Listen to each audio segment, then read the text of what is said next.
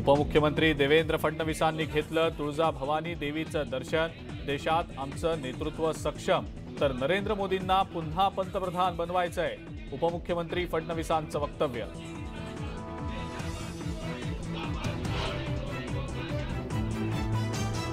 अजित पवार हे कार्यक्षम नेते, त्यांनी युतीत यावं, त्यांच्या कामाचा जनतेला फायदा व्हावा।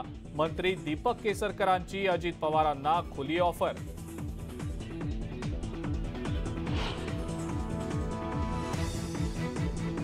अजित पवार हे राजकारणातले अमिताभ बच्चन, केसरकरांनी दादांना दिलेल्या खुल्या ऑफरवरनं सुप्रिया सुळेंची प्रतिक्रिया।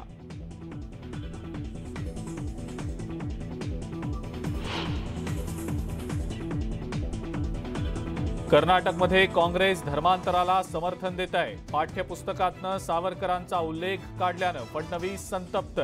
लोकांच्या मनातनं सावरकरांना काढता येणार नाही, फडणवीसांचा घणाघात।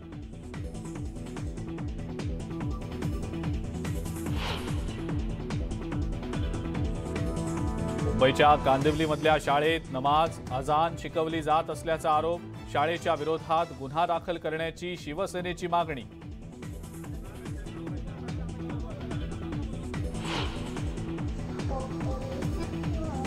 जन्मदात्या आईकडून मुलाला मारहाण, मारहाणीनंतर दिले चटके।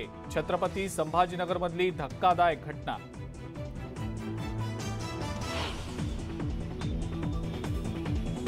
पुणेकरांसाठी गुड न्यूज, पीएमपीच्या ताफ्यात लवकरच 900 बसेस दाखल होणार। पालकमंत्री चंद्रकांत पाटलांची माहिती।